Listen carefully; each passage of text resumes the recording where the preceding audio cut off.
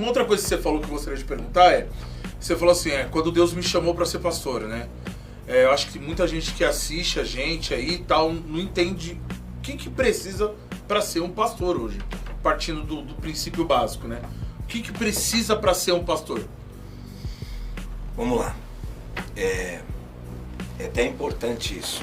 Às vezes, por causa de alguns, as pessoas pensam que o pastor ele acorda e diz: eu vou ser pastor.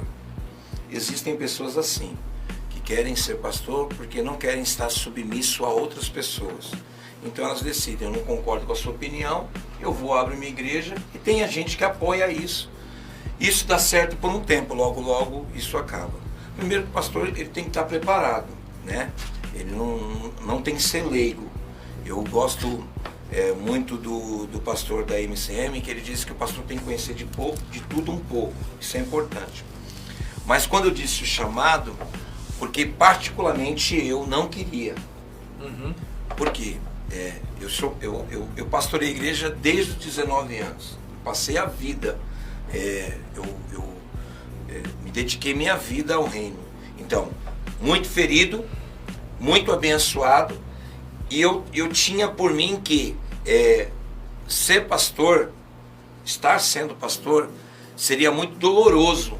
Eu ia ter que abdicar. Por exemplo, hoje eu não posso pegar minha mudança e falar: vou para outro estado e vou para uma cidadezinha, vou morar lá. Para eu fazer isso, tem que Deus me conduzir. Porque eu tenho pessoas que eu cuido hoje, eu tenho uma grande responsabilidade.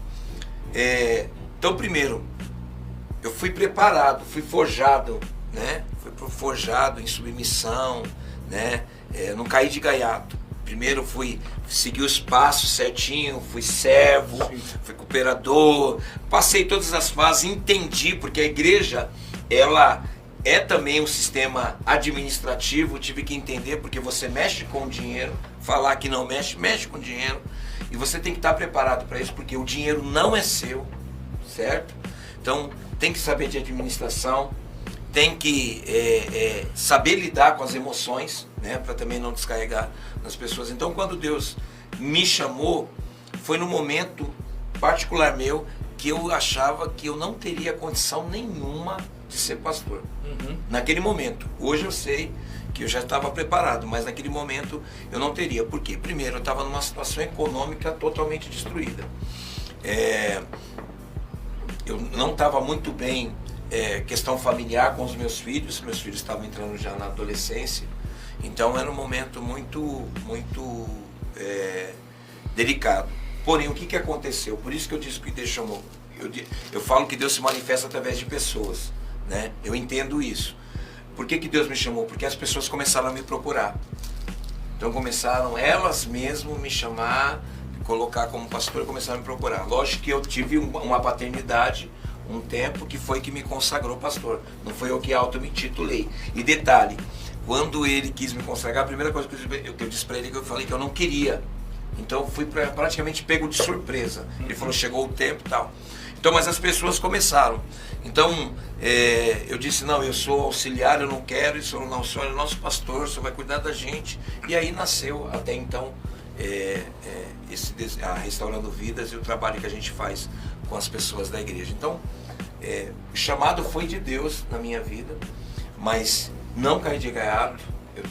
Eu estudei teologia, né? Porque o padre precisa fazer, né? Ele estuda, o espírita estuda, e o pastor também tem que estudar. Tem muito pastor que não tem conhecimento nenhum, e esses são os motivos de escândalo, porque quando tudo no começo é muito bom, mas quando você começa a lidar com dinheiro, com prestígio, com as decepções, se o pastor não estiver preparado emocionalmente, né? Com conhecimento, ele tende a fracassar.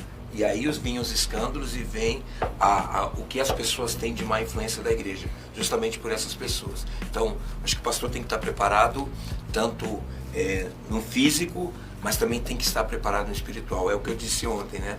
Tem que ter a presença, não apenas a unção.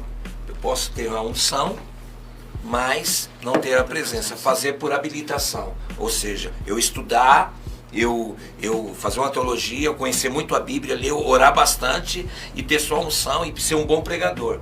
Mas ser um bom pregador não quer dizer que é um bom pastor. O pastor é muito além. E o que o senhor teve que deixar para trás para virar pastor? Praticamente eu deixei projetos, né? Eu era empresário e eu tive que desfazer da minha loja por causa da necessidade da obra. Abrir mão de sonhos de mudança de cidade. Engraçado que quando nós começamos a igreja veio uma grande proposta de eu ir para outro estado para trabalhar. Eu sou metalúrgico e veio para um salário fenomenal. Seria um salário que eu estaria estabilizado, cidade boa, e já havia um desejo de eu sair daqui de Ferraz na época.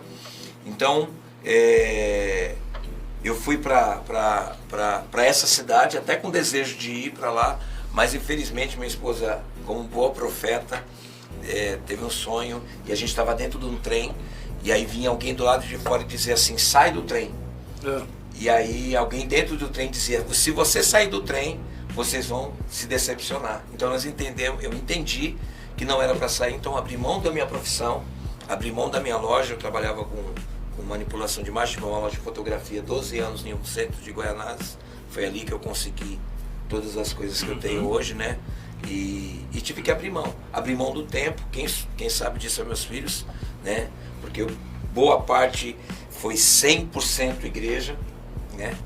E então praticamente isso. Hoje eu não tenho projetos, eu não estabeleço projetos pessoais.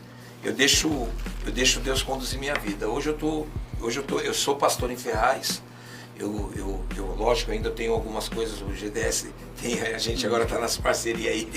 Sociedade. Eu tenho algumas parcerias assim, mas hoje eu não me preocupo muito mais com isso. Eu vivo na dependência de Deus.